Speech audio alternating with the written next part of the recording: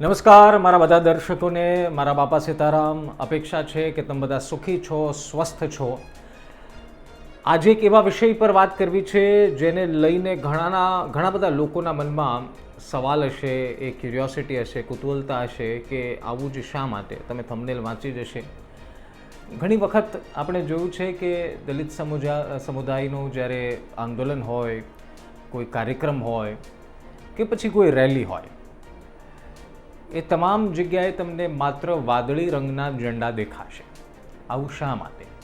શા માટે આ સમુદાય માટે આ રંગ ફેવરેટ બની ગયો છે? શું કનેક્શન છે આ સમુદાયનું અને વાદળી રંગનું? એની વિસ્તારથી એક મુદ્દાઓ સમજી અને આપને જાણીને આ વિડીયોમાં હું જે માહિતી આપવાનો છું એ જાણીને કદાચ તમે અત્યાર સુધી ન પણ સાંભળી હોય, તમને મજા આવશે.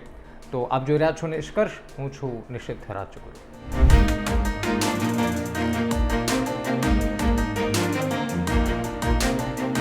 સૌથી પહેલાં તો આજે બાબા સાહેબ આંબેડકરની જયંતિ છે, એ બદલ આપ સૌને ખૂબ ખૂબ અભિનંદન, આપ સૌને ખૂબ ખૂબ શુભેચ્છાઓ.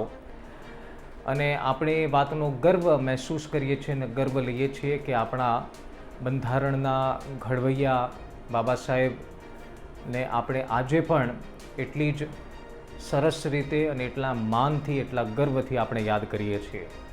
આજે આપણે વિડીયોમાં જે વાત કરવી છે એ છે વાદળી રંગની. તમે જોયું હશે કે તમે આમ પણ ગૂગલમાં સર્ચ કરો, યુટ્યુબ પર સર્ચ કરો તો આપને જોવા મળશે કે આ સમુદાયની જ્યારે પણ કોઈ આંદોલન હોય, રેલી હોય, કોઈ ઉજવણી હોય, કાર્યક્રમ હોય તો આપને માત્ર વાદળી રંગના ઝંડા દેખાશે. હવે આની પાછળ ઘણી બધી થિયરીઝ છે અને કેટલીક થિયરી એવી છે કે જેમાં વિદ્વાનો કહે છે કે આ વાત સાચી છે, કેટલીક થિયરી એવી છે જેને આમ મુદ્દાઓને મેચ કરીએ તો આપને ખબર પડે કે આવું જ હશે. તો એક મુદ્દાઓ આમ તો સમજો કે 1942 આસપાસ જ્યારે બાબા સાહેબે schedule caste federation of India ની સ્થાપના કરી ત્યારે એમણે ઝંડા તરીકે વાદળી રંગને પસંદ કર્યો. કદાચ તમને અત્યારે પણ જોવા મળશે, વાદળી રંગમાં સફેદ કલરનું અશોક ચક્ર જોવા મળશે. પરંતુ એ જ વાદળી રંગ, અને જોજો કે કનેક્શન કેટલું લાંબુ છે. પછી 1956 આસપાસ જ્યારે રિપબ્લિકન ઓફ ઇન્ડિયાનું ગઠબંધન, એટલે જે શેડ્યુલ કાસ્ટ ફેડરેશન હતું એનું રિપબ્લિકન ઓફ ઇન્ડિયા થયું, એનો ઝંડો પણ વાદળી રંગનો જોવા મળે છે. જો કે બાદ રિપબ્લિકન ઓફ ઇન્ડિયાના ઘણા બધા જૂથ બની ગયા. અત્યારે પણ રામદાસ આઠવલે જેવા જે સાંસદ છે મહારાષ્ટ્રથી, એ Republican of India, party of ઇન્ડિયાના જ તે એ સાંસદ છે. પરંતુ એ એક નહીં, ઘણા બધા જૂથ છે, એ અલગ મુદ્દો છે. પરંતુ વાદળી રંગ ક્યાંથી આવ્યો તો આપ જોજો કે જ્યારે પણ આપ ડૉક્ટર બાબા સાહેબ આંબેડકરનો આપ તસવીર જોશો, પેઇન્ટિંગ જોશો, તો એમાં એ વાદળી રંગ જ જોવા મળશે. એ ખૂબ સારા ઓથરની એક પુસ્તકમાં એવું મેન્શન કરવામાં આવ્યું છે, એવું લખવામાં પણ આવ્યું છે કે આપ જુઓ કે મહાત્મા ગાંધી જે વણિક સમાજથી આવે છે, તેમ છતાં તેમણે દેશી પહેરવેશ, એટલે કે ખેડૂતના પહેરવેશને અપનાવ્યો અને અંગ્રેજો સામે લડાઈ લડી. અને બીજી તરફ ડૉક્ટર બાબા સાહેબ આંબેડકર જે દલિત સમુદાયથી આવે છે, અને હંમેશા આપ જોશો તો આપને ખ્યાલ આવશે કે ડૉક્ટર બાબા સાહેબ આંબેડકર હંમેશા સૂટ જ પહેરતા, 3 પીસ પહેરતા. એટલે ઘણા બધા લોકોએ આનું એક કમ્પેરિઝન પણ કર્યું છે, ઘણા બધા લોકોએ એનો ઉલ્લેખ પણ કર્યો છે કે બાબા સાહેબના અભ્યાસ થકી, એમના જ્ઞાન થકી એમને જે માન મળ્યું છે, જે સન્માન મળ્યું છે આ દેશમાં, એ એમનું જ્ઞાન છે. અને બાબા સાહેબે સમુદાય માટે જે લડત ચલાવી, એમને થતા અન્યાય સામે જે અવાજ ઉઠાવ્યો, એના થકી જ આજે ડૉક્ટર બાબા સાહેબ આંબેડકરને આ આખો સમુદાય ભગવાન રૂપી પૂજા કરે છે. પરંતુ એવું કહેવાય છે કે બાબા સાહેબને બ્લુ કલર ખૂબ પસંદ હતો. જો કે 1920-30 આસપાસ જ્યારે તેઓ વિદેશ ભણતા ત્યારે પણ ફેશનની ટ્રેન્ડમાં નેવી બ્લુ કલર, એટલે કે બ્લુ કલરનું ખૂબ ટ્રેન્ડ હતો એવું કહેવાતું. અને એટલા માટે જ ડૉક્ટર બાબા સાહેબ આંબેડકર જ્યારે પણ સૂટ પહેરતા, એટલે કે જ્યારે સૂટમાં સૌથી વધારે એમની પાસે એમના મનપસંદ સૂટમાં બ્લુ કલર હતો.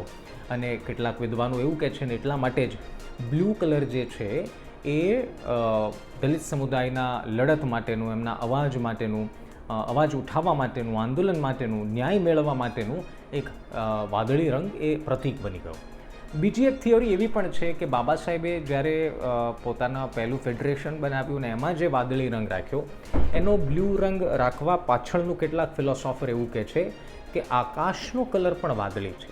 હવે આકાશ છે ને એ સમાનતા, વિશાળતા એનું એક પ્રતીક છે. આપ જો તો કે આકાશની નીચે બધા સમાન છે અને એટલા માટે વાદળી રંગ પસંદ કરવામાં આવ્યો હોય એવું ઘણા વિદ્વાનો માને છે. એક થિયરી એવી પણ છે કે ડૉક્ટર બાબા સાહેબે બૌદ્ધ ધર્મ અંગીકાર કરેલો, તો બૌદ્ધ ધર્મના બૌદ્ધ ધ્વજમાં પણ વાદળી રંગ એક મુખ્ય રંગ મનાય છે અને કેટલાક ભાગોમાં બૌદ્ધ ધર્મની જે મૂર્તિઓ છે એમને પણ વાદળી રંગમાં દર્શાવવામાં આવી છે. એટલે એ પણ એક કારણ વિદ્વાનો માને છે, કેટલાક હિસ્ટોરિયન્સ માને છે કે વાદળી રંગ પસંદ કરવા પાછળનું એક કારણ આ પણ છે.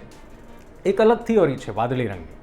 કેટલાક લોકો એવું કહે છે કે વાદળી રંગ જે છે ને એ સખત મહેનત કરનારો વર્ગ, મજૂર વર્ગ માટે વધારે જાણીતો હતો એ સમય. એટલે અંગ્રેજીમાં એને બ્લુ કોલર વર્કર્સ કહેતા, કારણ કે એ સમયમાં વર્કર્સ એ વાદળી રંગના શર્ટ પહેરતા.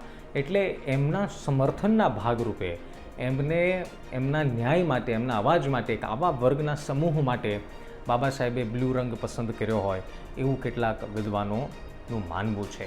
હવે વાદળી રંગની ઘણી બધી થિયરી છે, પરંતુ એક વાત બહુ ચોક્કસ એ છે કે વાદળી રંગ આજે છે ને આખા સમુદાયનો એક એવો રંગ બની ગયો છે કે એવી ઓળખ બની ગઈ છે.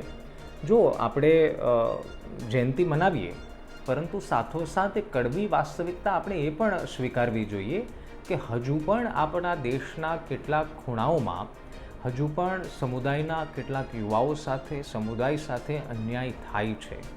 એ આભડછેટ ને આવી બધી ઘટનાઓ બંધ થાય તો જ હકીકતમાં આપણે ગર્વથી બાબા સાહેબને યાદ કરતા હોય એવો દાવો કરી શકીએ. બાકી દર વર્ષે આપણે ફૂલહાર ચડાવીને, એનું એક ઉદાહરણ તમને આપું કે જ્યારે સદનમાં ડૉક્ટર બાબા સાહેબ આંબેડકર પર ટિપ્પણી પર જે વિવાદ થયેલો, ત્યારે રાહુલ ગાંધી અને પ્રિયંકા ગાંધીએ પણ બ્લુ રંગના કપડાં પહેરીને વિરોધ કર્યો હતો. એટલે રાજકીય પક્ષો એક વિરોધ અને સમર્થનના પ્રતીકરૂપે આવું કરે છે એ કોઈ નવી વાત નથી રહી. પરંતુ આઝાદીના આટલા વર્ષો બાદ પણ આ સમુદાય શું સમોવડો થયો છે? શું આ સમુદાયને યોગ્ય રીતે બધી જ જગ્યાએ ન્યાય મળે છે? આ પ્રશ્ન ઉપર વિચાર કરવો જોઈએ. કારણ કે એક પક્ષ બીજા રાજકીય પક્ષ પર આરોપ લગાડે તો સવાલ એ પણ થાય કે આઝાદીના 60 વર્ષ સુધી કેમ, શા માટે આ સમુદાયને હજુ આપણે એક સોસાયટીમાં મેન્ટેન નથી કરી શક્યા? શા માટે આજે પણ કેટલાક ગામડાઓમાં, કેટલીક જગ્યાઓ પર આ સમુદાયના યુવાઓ સાથે અન્યાય થાય છે? એટલે આ બધા વિષયને ધ્યાનમાં રાખીને પણ આપણે ડૉક્ટર બાબા સાહેબ આંબેડકરને યાદ કરીએ ત્યારે આ બધા વિષય ઉપર પણ પ્રશ્ન પૂછાવા જોઈએ. આ બધા રાજકીય નેતાઓને પૂછવા જોઈએ કે તમે સમર્થનની વાત કરો છો, પરંતુ આ સમુદાયના કલ્યાણ માટે, આ સમુદાયના હિત માટે કેટલા કાર્ય થયા છે એનો એક હિસાબ પણ તમે અને તમારો પક્ષ રજૂ કરે તો અમે સ્વીકારીએ. મૂળ વાત આપણે ભલે વાદળી રંગની આજે વાત એટલા માટે પણ કરી કારણ કે કેટલાક લોકોના મનમાં એ સવાલ પણ હશે કે વાદળી રંગના ઝંડા જ કેમ? વાદળી રંગ ડૉક્ટર બાબા સાહેબ આંબેડકરને પણ પસંદ હતો, એ ખુદ વાદળી રંગના શૂટ પહેરતા હતા. બૌદ્ધ ધર્મ સાથે વાદળી રંગ કનેક્ટેડ છે. આકાશનું પ્રતીક, આભનું પ્રતીક વાદળી રંગ છે. એટલે વાદળી રંગના કારણો બહુ બધા છે, પરંતુ આજે આ દલિત સમુદાય માટે આ વાદળી રંગ એક યુદ્ધ લડવા માટે, આંદોલન કરવા માટે અને પોતાની સાથે અન્યાય સામે લડત લડવા માટે આ વાદળી રંગ એક મુખ્ય ઓળખ બની ગયો છે. વાદળી રંગ ડૉક્ટર બાબા સાહેબની પણ એક ઓળખ બની ગઈ હતી, જ્યારે વાદળી રંગના શૂટ પહેરતા, જ્યારે એમના પક્ષનો વાદળી રંગ હતો. અને તે બાદ આજે પણ જે આપણે સૌ ડૉક્ટર બાબા સાહેબને એક વિદ્વાન તરીકે, એક કોન્સ્ટિટ્યુશનના ઘડવૈયા તરીકે, એટલે કે બંધારણના ઘડવૈયા તરીકે આપણે જ્યારે એને જોઈએ છીએ, ત્યારે આપણા મનમાં પણ કદાચ એ સવાલ હોય કે વાદળી રંગ શા માટે? તો એની માટે આજે મને થયું કે નિષ્કર્ષમાં આપણે આ વાદળી રંગ વિશે વાત કરીએ કે આ વાદળી રંગ શા માટે દલિત સમુદાયના લોકો આટલા બધા નજીક છે આ વાદળી રંગથી? શા માટે ટોપી, હાથમાં ઝંડા? કોઈ પણ સભા જોશો તો આપને એ જ રંગ દેખાશે. તો એ રંગ એમને પસંદ કરવામાં નથી આવ્યો. આપણા દેશમાં રંગને ખૂબ મહત્ત્વ આપ્યું છે, એટલે કે એક ઓળખ મળી છે. જેમ કે કેસરી રંગ છે, લીલો રંગ છે, લાલ રંગ છે, કાળો રંગ છે, વિરોધનો રંગ કાળો છે, સમાજવાદીનો રંગ લાલ છે.